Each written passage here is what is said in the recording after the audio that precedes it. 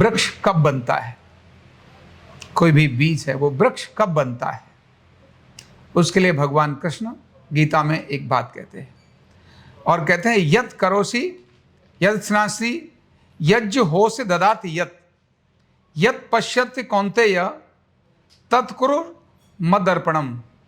वो कहते हैं कि जो तुम देख रहे हो, जो कुछ कर रहे हो, जो कुछ खा रहे हो, इसे मुझे आप समर्पित कर दो। जब समर्पित कहते हैं तो समर्पण नाम का एक शब्द आता है। कोई व्यक्ति अपनी जिंदगी में कब प्रगति करता है और कब प्रगति नहीं करता, ये इस श्लोक से निकल कर आता है। चाहे वो व्यक्ति घर का एक सामान्य सदस्य हो सकता है, चाहे किसी कंपनी का एम्प्लॉय हो सकता है, चाहे कोई छात्र हो सकता है, या कुछ भी हो सकता है, वो प्रगति कब करता है। ये श्लोक में यही चीज छुपी हुई है और इसी में समर्पण भाव भी छुपा हुआ है। आलू का बीज है या आम का बीज, जब हम एक निश्चित मिट्टी में डालते हैं तो मिट्टी में डालने के बाद वो जो पूरी कवरिंग है उस अंकुर के लिए अपना भोजन बन जाती है। जहां से वो स्फुटित हुआ वो भोजन बन जाती है, अपना अस्तित्व वो खो देता है, मिट्टी में अपना अस्तित्व खो देता है। जब वो अपना अस्तित्व खोने के लिए तैयार हो जाता है, उसके बाद वो बीज बनता है और उस पर उसके जैसे एक दो नहीं हजारों फल निकलते हैं और वो आगे भी उस परंपरा का वाहक बनते हैं।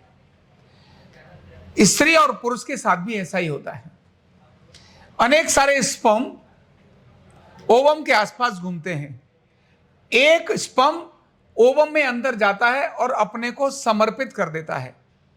अंदर के वातावरण के हिसाब से ही वो अपने को विकसित करना शुरू करता है। जैसा ओवम गाइड करता है वैसा वो जब विकसित होता है तो वो एक बहुत सुंदर परंपरा का वाहक बनता है, एक जीवंत संतान के रूप में बनता है और वो अद्भुत चीज बनती है।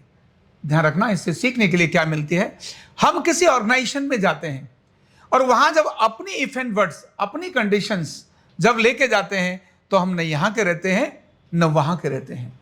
जिस ऑर्गेनाइजेशन में गए हैं, जिस परिवार में गए हैं, जब हम उस परिवार के बारे में काम करते हैं, उस ऑर्गेनाइजेशन के बारे में काम करते हैं, उस काम के प्रति समर्पित हो जाते हैं, तब ध्यान रखना आपका व्यक्तित्व तो दुनिया के लिए आदर्श बन जाता है।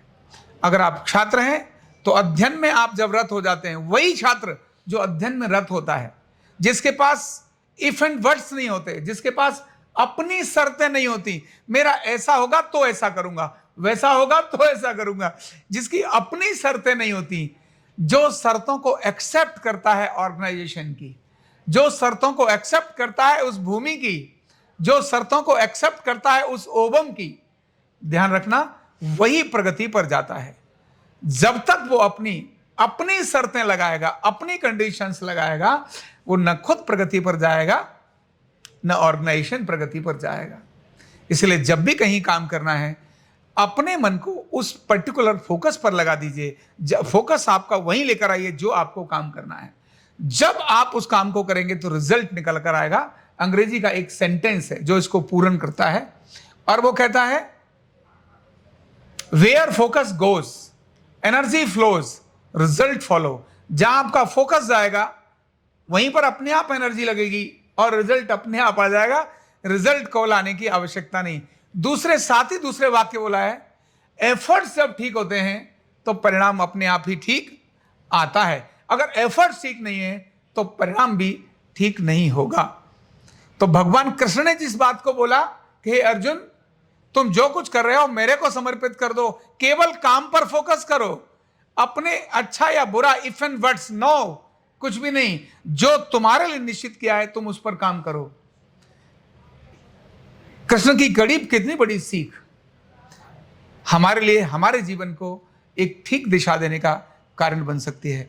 केवल इतना ध्यान रखें, मुझे क्या करना है, कैसे करना है, कब तक करना है, इसमें कोई इफ एंड वर्ड्स नहीं, केवल करना है और परिणाम तक पहुंचा देना है। बहुत बहुत धन्यवाद। न्यूरोथेरेपी का कंप्लीट कोर्स सीखने के लिए जुड़िए हमारे ऑनलाइन ट्रेनिंग प्रोग्राम से और जानिए करीब 100 बीमारियों का इलाज बिना दवा और बिना मशीन के। इस न्यूरोथेरेपी ऑनलाइन ट्रेनिंग प्रोग्राम से आप घर बैठे बन सकते हैं गवर्नमेंट सर्टिफाइड न्यूरोथेरेपिस्ट। रजिस्ट्रेशन के लिए नीचे दिए गए नंबर पर अभी कॉल करें और हाँ, हमारे वीडियो को लाइक करना, शेयर करना और चैनल को सब्सक्राइब करना बिल्कुल भी ना भूलें। धन्यवाद।